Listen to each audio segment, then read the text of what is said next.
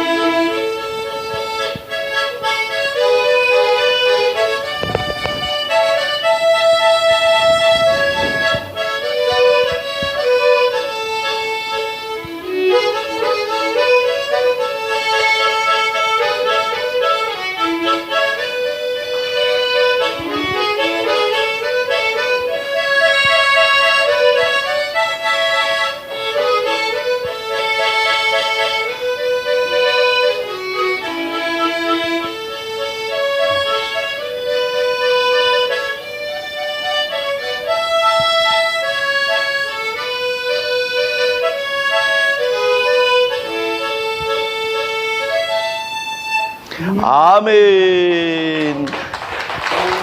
주님의 마음을 본받는 자, 잠시 기도하고 말씀을 상고합니다.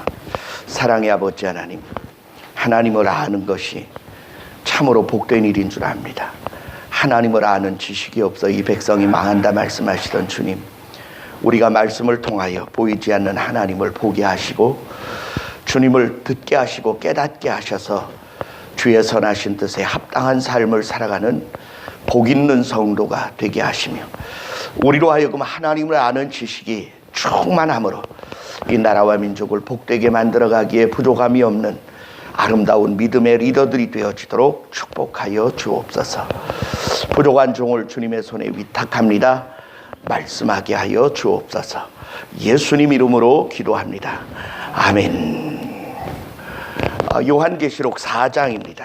요한계시록 4장에는 장차 되어질 일들을 하나님께서 나팔소리 같은 목소리로 요한에게 말씀하시기를, 하늘에 열린 문을 두시고 이리로 올라오라. 그래서 올라갔더니 하늘에 보좌를 베풀었는데 무지개가 둘려있고 청보석, 녹보석 같이 보여지는 아름다운 보좌에 하나님이 앉아 계셨어요. 근데 세세한 모양은 나타내지 않고 그냥 주님이 그 자리에 앉아 계시고 거기에 7 등불 켠 것과 4 생물이 있고 24장로의 보좌가 있는 것을 보았습니다. 오늘 저는 여러분에게 그 하나님의 보좌의 7 등불, 24보좌, 그리고 4 생물, 그게 다 무엇을 뜻하는지를 잠시 설명을 드리려고 합니다. 7 등불 켠 것이 있으니 이렇게 되어 있습니다. 모세가 시내산에 올라가서 장막 만들기를 위하여 하늘에서 본 것을 땅에 만들 때 성막 안에다가 등대를 지었어요. 7개의 등불을 켤 수 있는 촛대입니다. 말은 촛대라고 되지만 사실은 그게 등대라 그렇게 되어 있습니다. 근데 그 7 등불 켠 것은 무엇을 말하느냐? 성경에 보니까 온 땅에 보내심을 입은 하나님의 7 영이더라 이렇게 기록하고 있고, 5장으로 가면 예수 그리스도가 어떤 분이시냐, 온 땅에 보내심을 입은 이 7 영과 7 뿔과 7 눈을 가지고 계신 분이시다 이렇게 표현되어 있는 것으로 볼 때 예수 그리스도 안에서 역사하시던 성령의 능력이 그렇게 표현되어진 줄로 믿습니다. 두 번째로 그 24 보좌가 있었어요. 24 장로들이 앉아 있었는데 머리에 금면류관을 쓰고 앉아 있었습니다. 근데 이것은 많은 성경학자들이 구약의 12지파, 신약의 12제자를 합한 수가 24개일 것이다 이렇게 이야기하는데, 저는 견해를 좀 다르게 해요. 그 견해가 뭐냐 하면, 이것은 아직 확정되지 않은 장차 되어질 일을 보여주신 거거든요. 24 보좌를 누구에게 줄 것이냐, 그 장로의 직책을 누구에게 줄 것이냐는 아직 다 결정되지 않았습니다. 만약 결정이 되었더라면 이름이 있었을까요? 없었을까요? 있겠죠. 그런데 여기에는 24장로의 이름이 기록되어지지 않았습니다. 왜냐하면 아직 역사가 끝나지 않았고 오고 오는 세대에 주님 오실 때까지의 마지막 시대까지의 모든 사람을 다 통틀어서 그 중에 하나님의 마음에 가장 합당한 사람 24사람을 장로의 지위에 앉혀야지, 아직 역사가 다 끝나지도 않았는데 24명을 딱 결정해 놓으면 우리는 뭐예요? 한번 따라합시다. 하나님은 공평하시다. 예, 공평하시려면 어떻게 해야죠? 역사가 끝난 다음에 그 중에서 고르셔야지. 역사가 아직 다 안 끝났는데 24명이 다 채워져 버렸다, 그렇게 말하면 우리하고는 상관이 없는 일이 되지 않겠습니까? 옆에 있는 분에게 위로와 격려와 칭찬의 말을 하십시다. 우리에게도 기회가 있습니다. 시작. 목사님, 우리에게도 기회가 있습니다. 아멘. 예. 생각해 보세요. 24장로가 이미 이름이 다 결정되어 있더라면 그 얼마나 불공평하시겠어요. 하나님은 공정하신 하나님이시라 이게 지금 요한이 보고 왔지만 결정된 사항 아닙니다. 장차 되어질 일을 보고 온 것입니다. 믿으시면 아멘. 그리고요, 이러한 그 신비한 세계를 보고 와서 기록한 성경을 볼 때 우리가 직접 보지 않아도 우리는 이 성경의 기자의 눈을 통하여 그들의 신실한 증거를 통하여 참으로 그러할 것이다라는 걸 우리가 얼마든지 상상할 수 있어요. 믿으시면 아멘. 예, 끝간데 없는 이상한 상상 말고 성경 안에서의 충분한 상상은 얼마든지 추론이 가능할 줄 믿습니다. 그 24보좌의 24명의 장로가 금면류관을 쓰고 있었는데 그 면류관은 어떤 사람에게 주느냐? 성경에 보니까 큰 업적을 남긴 사람에게 준다, 그런 말 없어요. 믿으시면 아멘. 예, 어떤 분이 이렇게 입신을 해서 하늘나라 갔다 와가지고 이런 이야기를 하는 거예요. D.L. 무디의 집과 찰스 웨슬레의 그 천국의 집이 너무 어마어마하게 거대하고 화려해서 이루다 말할 수 없다. 근데 저는 그게 잘 안 믿어져요. 왜 그런지 아십니까? 그 무디는 알려진 사람이고 알려지지 않은 사람들 중에도 하나님의 마음을 가장 기쁘시게 할 수 있는 사람이 있었을까요? 없었을까요? 있고 말고요. 사람들이 알아주는 거 말고 하나님이 원하시는 기준으로 볼 때는 우리가 가진 그런 기준은 정말로 쓸데없는 기준이에요. 성경적 기준과 하나님의 입장에서 보는 기준은 엄청나게 다를 수 있습니다. 제가 성경을 이렇게 읽다가 보니까 다윗도 복을 많이 받은 사람이고 솔로몬도 복을 많이 받은 사람이지만 제가 성경을 읽다가 정말 은혜 받은 구절이 있어요. 그게 뭐냐 하면 예레미야 33장 32장 그 끄트머리에 가면 하나님께서 레갑 족속의 후예들을 축복하십니다. 뭐라고 축복하시느냐 하면 레갑 족속은 영영이 내 앞에 세울 자가 끊어지지 아니하리라, 이렇게 말씀하셔요. 레갑 족속의 후예들은 영영이 내 앞에 세움을 입을 자가 끊어지지 않을 거라는 거예요. 한 개인이 복을 받거나 한 나라가 복을 받거나 한 족속이 복을 받은 경우들이 좀 있기는 있지만 이렇게 어느 한 족속에 대하여 그 전체를 축복하시는 내용은 성경에 찾아보기 정말 힘듭니다. 그런데 말이죠, 제가 볼 때 다윗 왕가가 누리는 축복보다 좀 땅도 없고 집도 없고 술이나 포도주 마시지 않는 이 레갑 족속이 하나님에게 인정받은 것을 보면 비교가 안 돼요. 그러니까 다시 말하면 우리가 가진 세상적 기준으로서의 하나님의 상급의 기준이 우리의 생각과 같을 것이냐? 아니라는 거죠. 믿으시면 아멘. 예. 전혀 세상 사람들에게 알려지지 않았으나 하나님을 가장 감동스럽고 그리고 하나님을 정말로 기쁘시게 한 거룩한 삶을 산 사람들이 얼마든지 있을 수 있다는 사실입니다. 그리고 고린도전서 1장과 2장에 가보니까 하나님께서 너희를 택하신 것을 보니 문벌 좋은 자가 많지 아니하고 지혜 있는 자가 많지 아니하며 유력한 자가 많지 아니하도다.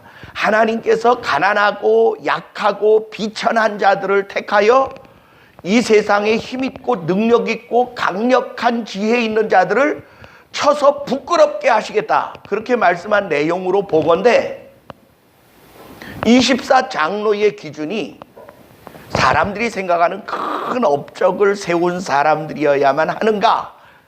아닌 것 같아요. 주께서 빌라델비아 교회를 칭찬하시면서 뭐라고 말씀하시느냐 하면 네가 적은 믿음을 가지고도 내 말을 지키며 내 이름을 배반치 아니하였으니 내가 너희를 지켜 온 세상에 임하는 시험의 때를 면하게 하여 주리라. 그리고 너희의 생명의 면류관을 빼앗기지 말라. 그렇게 말하는 거 보니까 작은 믿음으로도 주님을 향하여 얼마나 신실하고 충성되게 살았느냐에 따라서 상급을 주시는 것이지, 우리가 생각하는 위대한 업적들을 남긴 자들에게 대한 상급이냐 이렇게 본다면 우리는 다 실패자들이죠. 한 게 있어야죠. 예배당을 100개 세운 것도 아니고 몇만 명을 구원한 것도 아니고, 그렇다고 해서 내가 위대한 신학자가 되거나 복음 전도자가 된 것도 아닌데, 하나님의 기준은요 우리의 기준과 다를 수 있습니다. 다를 수 있습니다. 옆에 있는 분을 쳐다보세요. 혹시 당신이 그 주님이 기뻐하실 그분은 아니십니까? 이렇게 한번 물어보세요. 혹시 당신이 그분 아니십니까? 아니, 너무 겸손해하지 말고 얘기 좀 해봐요.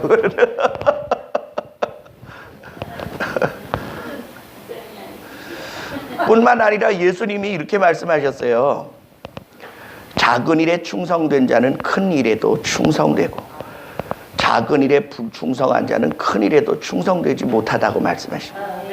다시 말하면 주님은 5달란트를 맡겼든지 1달란트를 맡겼든지 관계가 없이 자기에게 주어진 크고 작은 일에 얼만큼 하나님을 사랑하고 그 아들 예수 그리스도에 대한 진정한 믿음을 자기의 삶에 갖추고 열매 맺기 위하여 애쓰고 살았는가를 기준하시는 것이지, 너는 세상 한 구석에 살다가 그냥 일생을 끝냈으니까 넌 그냥 천국에서도 그냥 그 정도로 살아, 그러시는 하나님이라면 난 천국 가기가 좀 껄끄러울 것 같아요. 안 믿어지시면 어쩔 수 없지만, 저는 성경을 볼 때마다 가장 비천하고 가난하고 연약한 것 같지만 하나님을 감동시킨 사람들이 있다는 사실에 대하여 여러분에게 희망을 선포합니다. 아멘. 그리고요, 하나님의 보좌에 무지개가 둘려 있었더라 이렇게 기록하고 있어요. 하나님은 어떤 분이시냐 하면 언약을 지키시는 분이십니다. 하나님은 약속하신 바를 반드시 실행하는 분이십니다. 그 무지개가 언제 생겼느냐? 무지개는 노아의 방주가 아라랏산에 머무르고 다시 내가 물로는 이 땅을 심판하지 않겠다라고 약속하실 때 보여주신 게 무지개예요. 어떤 분들은 말해요. 그 자연현상이잖아요. 이렇게 얘기하는데 그렇지 않습니다. 사실 지구과학자들이 최근에 밝혀낸 바에 의하면 지구가 과거 노아 홍수 이전의 지구와 지금의 지구가 상태가 많이 달랐어요. 노아 이전의 사람들은 거의 500, 600, 700, 800, 900세를 살았어요. 왜 그러냐? 그 이후, 홍수 이후에 사람의 연한이 120년으로 줄게 되었는데 그 근거를 이렇게 말하고 있습니다.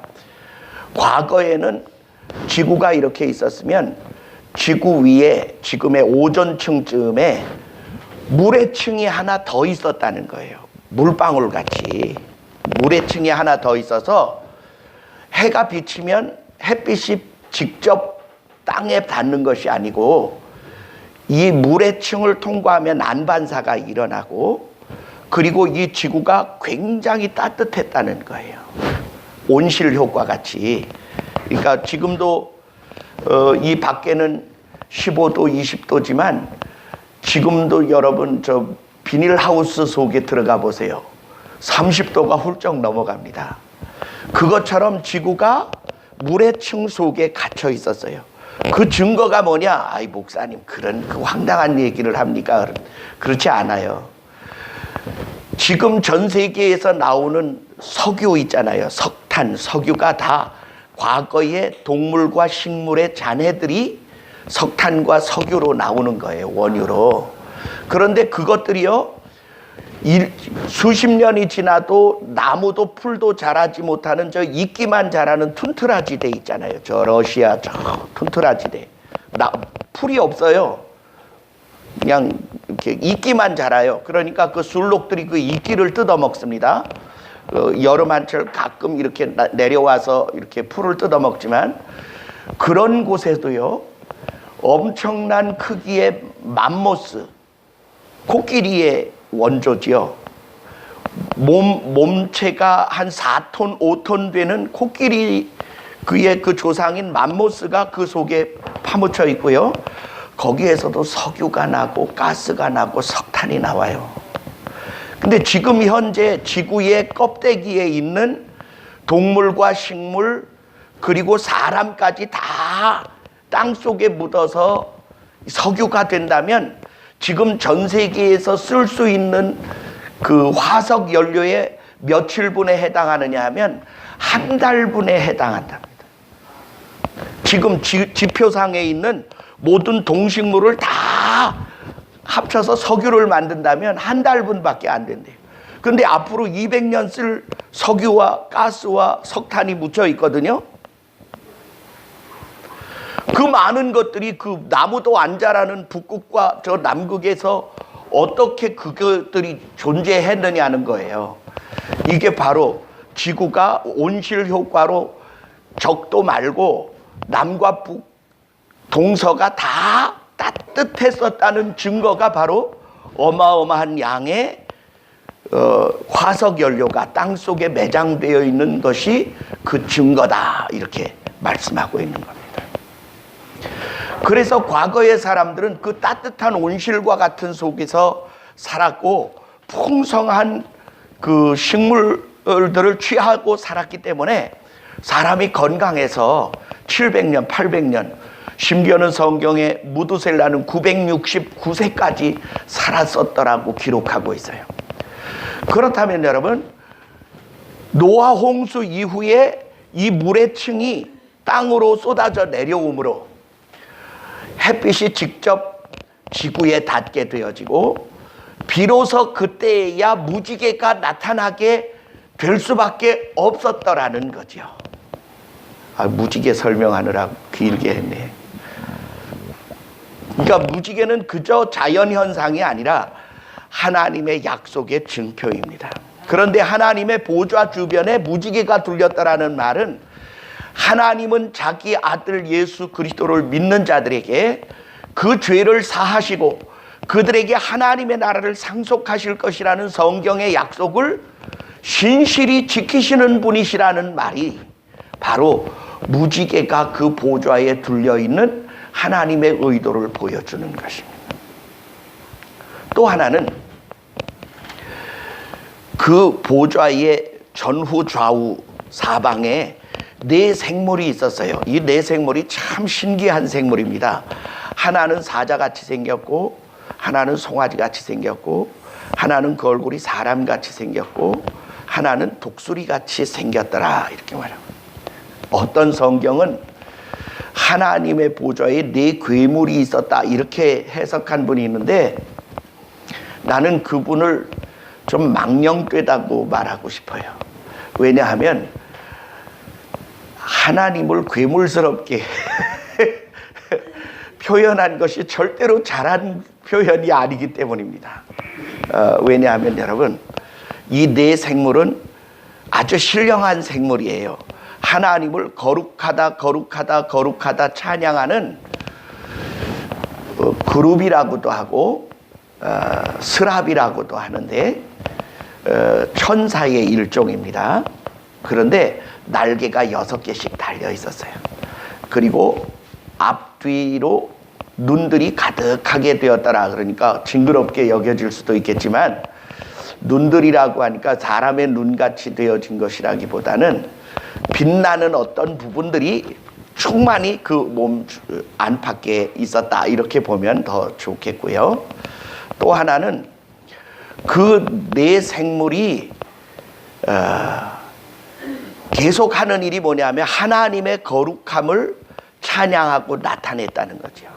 그런데 이 사건, 이 네 생물을 본 사람이 있었어요. 과거 구약에도. 이사야 6장에 가게 되면 이사야 선지자가 우시야 왕의 죽던 해에 하나님의 성전에 들어가서 기도하던 중에 하나님의 임재를 만나요. 하나님이 성전에 딱 서셨는데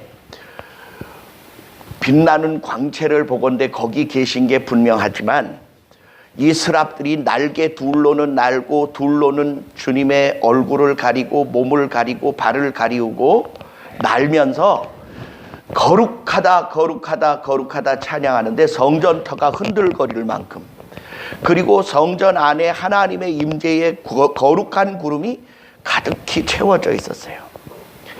그때 이사야는 자기가 스스로 생각하기를, 하나님, 우시야 왕이 죽었는데 장차 이 나라가 어찌 될 것입니까 하고 기도하러 들어왔었으나, 하나님의 임재를 딱 만나게 되자 자기가 죄인인 게 발견됐어요.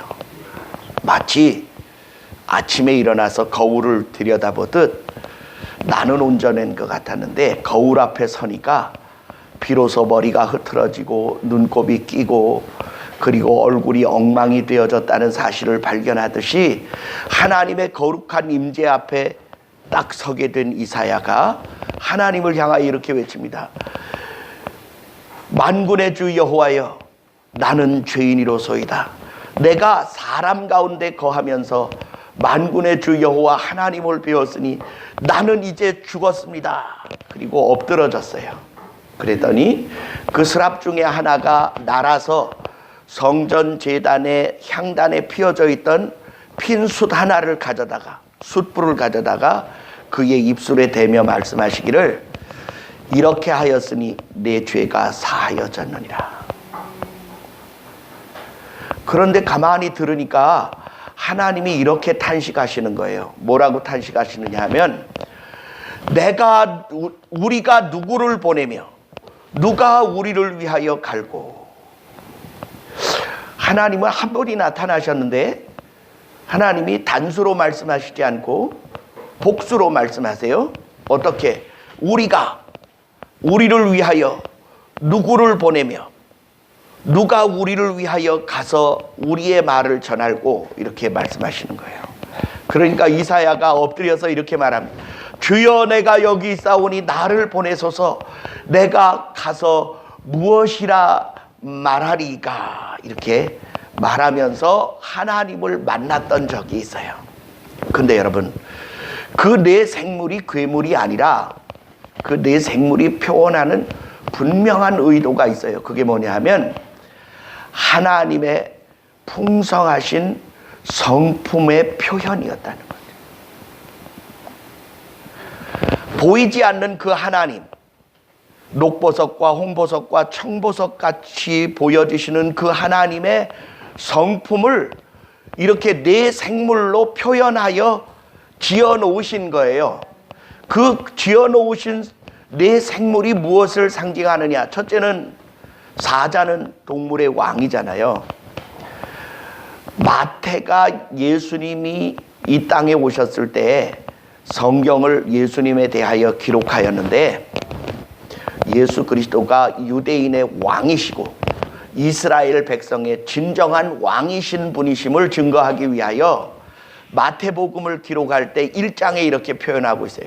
아브라함과 다윗의 조상 예수 그리스도의 세계라.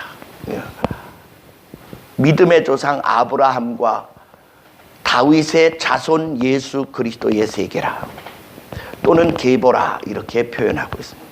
그래서 마태복음을 읽으면 족보부터 나오죠. 유대인들이 우리만큼이나 족보 따지기를 좋아했어요. 그런데 예수 그리스도가 이 땅에 오실 때 어떻게 오셨느냐, 요한복음 1장 14절에 보니까 이렇게 기록하고 있어요. 우리가 보니 아버지의 은혜와 진리가 충만하시더라. 말씀이 육신이 되어 우리 가운데 거하시니 우리가 보니 예수 그리스도 안에 하나님의 은혜와 진리가 충만하게 들어있더라, 이렇게 표현하고 있어요. 보이지 않는 이 하나님의 성품이 예수 그리스도 안에 가득히 채워져서 보냄을 받았을 때, 요한이 예수님을 보니까 충만한 하나님의 성품이 예수님 안에 가득히 채워져서 보내심을 받았더라는 거예요. 그래서 예수님을 우리에게 소개하는 신약 성경의 맨 첫머리의 사복음서는요, 예수님을 한 면만 보여주시는 게 아니에요. 예수님이 유대인의 왕으로 오신 분으로만 보여준 게 아니라고요. 여러분이 이렇게 이 컵을 볼 때 그냥 둥그렇게 보이잖아요. 이렇게 한 면만 보여주시면 그 뒤에 손잡이가 있는지 없는지는 못 보잖아요. 그래, 예수님을 어떻게 보여주셨느냐? 한 면만 보여주신 게 아니라 네 방면을 다 보여준 거예요. 첫째, 마태는 예수님의 왕 되심을 보여주고, 마가는 예수님이 우리를 위하여 종 되신 송아지의 모습으로 오신 분이요, 우리의 희생의 대속물로 오신 분으로 기록해 놓았어요. 누가는 사람이거든요. 의사거든요. 누가는 예수님이 참 사람으로 오셨음을 사람됨으로 기록해 놓았어요. 요한은요, 예수 그리스도가 참 하나님임을 기록했어요. 그래서 요한복음 1장이 뭐라고 표현하고 있어요? 태초에 말씀이 계시니라. 이 말씀이 하나님과 함께 계셨으니 이 말씀은 곧 하나님이시니라.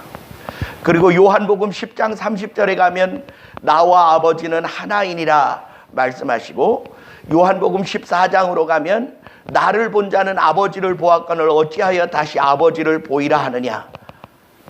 아버지께서 내 안에 내가 아버지 안에 있음을 너희가 알지 못하느냐, 이렇게 말씀하시고, 이것이 다 첫째는 사자의 모습으로, 왕의 모습으로, 둘째는 송아지의 섬기는 자의 모습으로 예수님이 우리에게 오셨음을 기록해 놓았어요. 그 다음에 예수님이 참 사람 되신, 우리와 성정이 같으신 분으로 정말로 아픔과 고통과 슬픔과 그리고 고독함을 견디시는 분으로 오셨음을 누가가 상세히 기록해 놓았어요. 뿐만 아니라 마지막 참 하나님 되심을 독수리 같은 모습으로, 그러니까 독수리는 높은 창공에서 땅 전체를 내려다보죠. 자, 그래서 하나님의 보좌에 있는 이 네 생물이 무엇을 상징하느냐 이렇게 묻는다면, 그것은 보이지 않는 하나님의 풍성한 성품을 보여주시는 사건이고, 그 풍성한 성품은 그 아들 예수 그리스도가 잔뜩 담아가지고 우리 가운데 오신 거예요. 그렇다면 네 생물이 하나님을 뭐라고 예배하였느냐? 거룩하다, 거룩하다, 거룩하다. 찬양과 영광과 존귀를 받으시기에 합당하시도다 이렇게 찬양했어요. 그러자 24장로가 또 뭐라고 말하냐면 찬양과 영광과 존귀를 받으시기에 합당하시도다. 만물이 그의 뜻을 따라 지으심을 받았고 그대로 있도다. 이렇게 찬양합니다. 그래, 뭐 하나님이 그러하시다는 것을 그 아들이 보여주셨는데 그래 어쩌란 말이냐 그렇게 묻는다면 거기에 하나님의 분명한 의도가 있어요. 우리 한번 따라합시다. 우리가 예수 그리스도를 보고 하나님의 선하심을 발견할 뿐만 아니라 그 하나님을 영화롭게 하는 것이 우리의 본분이다. 아멘. 그래서 여러분 신앙교리 문답의 제1이 뭐냐 하면 인간이 무엇이뇨? 하나님을 영화롭게 하기 위하여 지어진 존재입니다. 우리가 하나님을 영화롭게 하면 우리의 삶이 참으로 가치가 있어지고 다른 이들에게 베풀고 나누어 줄 것이 넉넉한 하나님의 사람이 되어지는 줄 믿습니다.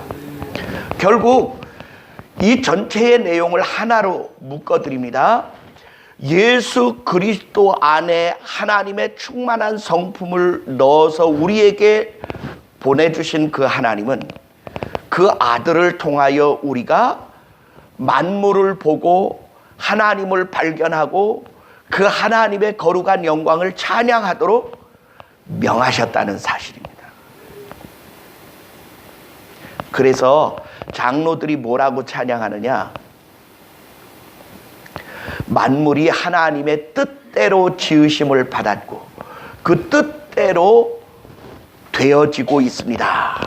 그런데 그 사건에 대하여 내 생물은 뭐라고 찬양하느냐? 전에도 계셨고 지금도 계시고 장차 오실 자라고 영원한 분이시라고 말씀하고 있습니다. 그러면 영원한 세상 속에 이 짧은 우리 8, 90년을 사는 우리의 삶으로 볼 때 우리가 어떻게 살아야 하느냐? 우리 한번 따라합시다. 만물이 그분에게서 나왔습니다. 그러면 거기에 하나님의 뜻이 있어요, 없어요? 있어요. 그 뜻이 뭘까요? 그 만물을 통하여 그 아들 예수 그리스도를 발견하라는 거예요. 알기만 하는 게 아니라 발견되어진 그 아들 예수 그리스도의 삶을 살라는 거예요. 그래서 그의 열매를 맺으라는 거예요. 믿으시면 아멘. 제가 한번 저 울릉도를 갔다가 오는 동안에 돌아오는 배를 타고 오다가 갑판에 나와 봤더니 돌고래 떼가 나타났어요. 물을 이렇게 뛰어넘는 걸 보니까 얼마나 아름다운지, 텔레비전으로 보는 것도 아니고 영화로 보는 게 아니라 실물을 보니까 너무나 막 놀라운 거예요. 옆에 있던 여자 목사님이 이렇게 말하는 거예요. 이야, 우리 아버지 정말로 멋지시다. 저 모든 걸 다 지으시고 그 지으신 걸 또 우리에게 보여주시니 얼마나 감사하냐고 그러는데 내가 옆에서 왜 나는 저 좋은 걸 보고 주님과 연결을 못했을까? 여러분, 로마서 1장에는 이렇게 돼 있어요. 하나님께서 만물을 지으셨는데 혹 그 만물에 지으신 것을 더듬어 하나님을 발견하게 하려 하셨다. 이렇게 말씀하고 있어요. 지어진 것을 이렇게 더듬어 만져서 그 하나님의 지으신 그 거룩한 성품을 느끼고 깨닫고 발견하게 하려는 것이 하나님의 뜻이라는 거예요. 그래, 우리가 이 꽃을 봐요. 이 꽃 이름이 뭐냐 하면 베들레헴이라는 꽃이에요. 이 꽃 이름이 이 떡집이라는 이름이에요. 아니 무슨 꽃 이름이 떡집입니까? 그래. 그런 건 모르고요. 아무튼 이 꽃 이름이 베들레헴이라고요. 그래서 그러냐고. 그래, 너무 이뻐서 사왔어요. 사와서 어디다 둘까 그러다가 강단에다 두기로 했어요. 여기에다. 아름답죠? 보면 뭘 생각할 수 있어요? 하나님이 얼마나 세밀하신지, 그리고 색감을 보면 얼마나 아름다우신지, 그리고 그 꽃이 피고 또 지고 또 다시 피는 그 모든 내용을 보면 하나님의 그 오묘한 창조의 능력을 발견하게 되는 거예요. 그러면 우리가 그걸 발견하고 야 예쁘다 감탄만 하는 것은 의미가 별로 없어요. 그 수박을 보고 야 맛있겠다, 참 보기 좋다 그러고 지나가실래요? 아니면 깨서 드실래요? 깨서 먹어야죠. 그러면 그 수박을 지으신 하나님은 껍데기 보라고 만드신 게 아니라 소갈뱅이를 먹으라고 만드신 거라고요. 그럼 수박을 쪼개서 먹으면서 어떻게 해야 하느냐? 하나님, 이 놀라운 것을 지으신 하나님의 뜻에 감탄하며 주님을 찬양하며 감사합니다, 이렇게 연결되어져야 한다는 거죠. 그래서 로마서 11장에 보니까 만물이 주에게서 나오고 그를 위하여 있고 그에게로 돌아가느니라. 다시 말하면 우리는 만들어진 모든 것이 그분에게서 나왔어요. 지어진 모든 것이 예수 그리스도의 지으심을 통하지 않고 만들어진 것은 하나도 없다고 요한복음 1장 4절이 우리에게 말씀하고 있습니다. 그러면 우리는요, 이 하나님의 보좌를 통하여 우리가 깨달아야 할 것은 그 영광스러운 보좌를 상상만 할 것이 아니라 그 하나님의 뜻이 그 아들 예수 그리스도를 통하여 우리에게 다가오고 우리는 지어진 만물을 보며 그 하나님의 거룩한 성품을 찬양하고 예배하는 성도가 되어져야 할 줄 믿습니다. 가장 가치 있는 사람은 어떤 사람이냐? 하나님이 지으신 뜻에 합당한 삶의 열매를 맺는 사람이에요. 하나님이라 이 땅에 떨어져 죽지 아니하면 하늘 그대로 있고 만일 죽으면 많은 열매를 맺느니라 말씀하신 예수님 말씀처럼 하나님의 뜻하신 거룩한 생명을 받은 우리가 또 다른 이의 거룩한 천하보다 귀한 생명을 살리는 일에 쓰임을 받아질 때 가치가 있는 것처럼 우리는 영원한 하나님의 보좌가 그렇게 펼쳐지게 되고 그러한 나라가 시작될 것이라는 그 내용을 보기만 해도 깨달아야 해요. 어떻게?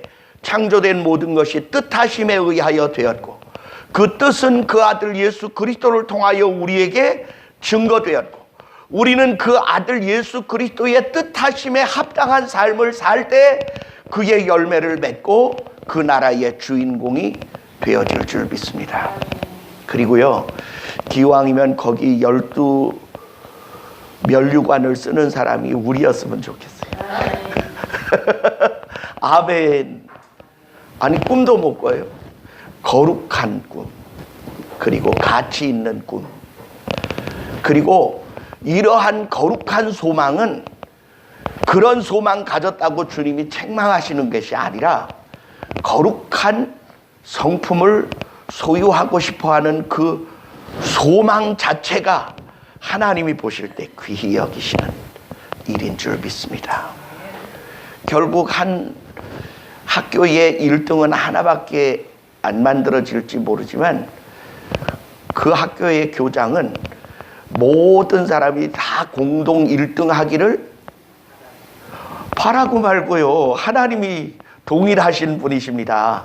하나님이 만물을 지어 놓으시고 자기의 충만한 성품을 그 아들에게 부으셔서 이 땅에 보내는데 우리가 그 아들 예수 그리스도를 마태, 마가, 누가, 요한복음을 읽으면서 그분의 왕되심, 그분의 종되심, 그분의 섬김과 그리고 희생과 그리고 그분의 사람됨과 따뜻함과 그분의 참 하나님됨을 깊이 우리가 본받아서 우리와 만나지는 모든 이들을 그리스도의 심령과 사랑으로 돌보게 되어지면 우리에게서 왜 거룩한 열매가 맺어지지 않겠습니까? 예수 이름으로 여러분을 축원합니다. 딱 여기 12명이 있어요. 24 보좌여야 되는데 반밖에 안 되네. 옆에 있는 분을 축복합시다. 기왕이면 그 보좌에서 만납시다. 시작. 기왕이면 그 보좌에서 만납시다. 아멘. 하늘나라 가도요, 부활의 정도가 각각 다르거든요. 꼬질꼬질한 옷을 입고 그냥 부끄러운 구원이 돼가지고 그 나라에서 조목사를 만났는데 할렐루야 반갑습니다가 아니라 아이고 이게 뭐냐, 그리고 피하는 믿음 말고 자랑스러운 찬란한 흰옷을 입고 머리에 면류관을 쓰고, 아, 조목사님 잘 가르쳐서 참 고마워요. 내가 그러한 거룩한 소망을 그때 품었습니다. 그러면서 은혜로운 만남을 가져야죠. 믿으시면 아멘. 우리가 다 그렇게 되시기를 주의 이름으로 축원합니다. 예수님은 우리를 능히 그렇게 되게 하실 수 있는 분이십니다. 믿는 자에게는 능치 못함이 없느니라. 예, 이 땅에서 그 지지부진한 부자 되는 거 그런 거 말고 정말로 하늘의 거룩한 소망에 큰 꿈을 품는 거룩한 일꾼들이 되시기를 예수님 이름으로 축원합니다. 기도하겠습니다. 우리 이 시간에 합심해서 기도할 때 주여, 나도 거룩한 소망을 품고 그 나라에 입성하게 하시고 살아있는 동안에 한순간도 허송세월하지 않고 정말로 참되고 진실한 매일 매 순간의 삶이 되게 하옵소서. 우리 15분 동안만 기도하는데 나만 위해 기도하지 마시고요, 교회를 위하여, 나라와 민족을 위하여, 이 땅에 고통받는 자들을 위하여, 은총교회를 위하여, 조목사를 위하여 기도해 주시기를 주의 이름으로 축원합니다. 주여